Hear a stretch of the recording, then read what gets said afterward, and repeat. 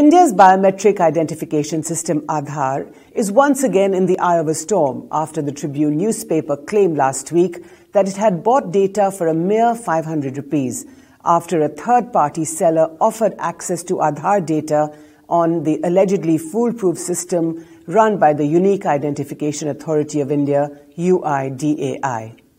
According to the newspaper's report, it took just Rs 500 paid through Paytm and 10 minutes in which an agent of the group running the racket created a gateway and login access for the newspaper's reporter Rachna Khaira, who was able to enter the Aadhaar number of any individual and get all his or her information, including photo, address, name, date of birth, etc.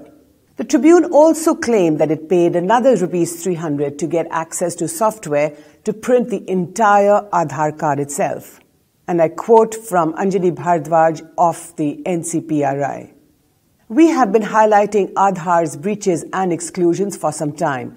These breaches have serious implications in terms of potential identity fraud, unauthorized access to bank accounts, etc. The most vulnerable are those who are not digitally literate. For instance, UIDAI recently put out a tweet advising users to delete their Aadhaar information if they use a public computer in an internet cafe. This shows their disconnect from ground reality.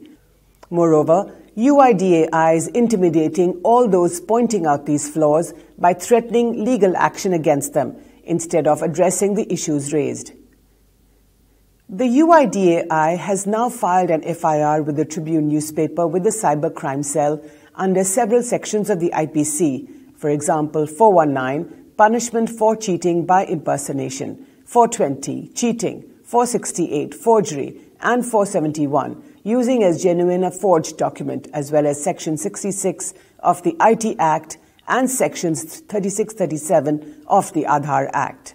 But the UIDAI has failed to explain why it is attempting to punish the messenger and not plumb its own leaks. Several questions arise. First, is Aadhaar really safe? Second, if it is as safe as UIDAI repeatedly claims it is, and as it has done this time as well, and that none of its data is open to financial or any other fraud, then where did this leak come from? In a statement released after the Tribune story, the UIDAI again denied a breach, but hinted that the leak may have come from its own grievance redressal system. So what does this really mean? The answer may lie in UIDAI's search facility for the entire Aadhaar database, which can only be accessed by authorized personnel. If indeed the data was breached through human error and not through faulty biometrics, then does this mean that all the personal information of all of India's 1.2 billion people is at the mercy of human negligence? I quote from Nikhil Pava, founder, Medianama.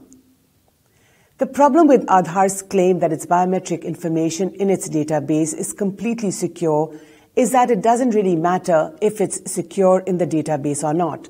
Biometrics are not secure by their very nature. We leave our fingerprints on every glass of water we pick up. Both fingerprints and the iris have been cloned from photographs. The UIDAI has repeatedly asked people to not disclose their Aadhaar number because it is permanent. If that gets leaked, it has and it will, and your biometrics get copied, you will be compromised forever. This is not the first time that Aadhaar data has been leaked. In November 2017, PTI reported that personal details of several Aadhaar users on as many as 210 central and state government websites had been leaked, to which Aadhaar merely responded by saying that it had taken note of the breach.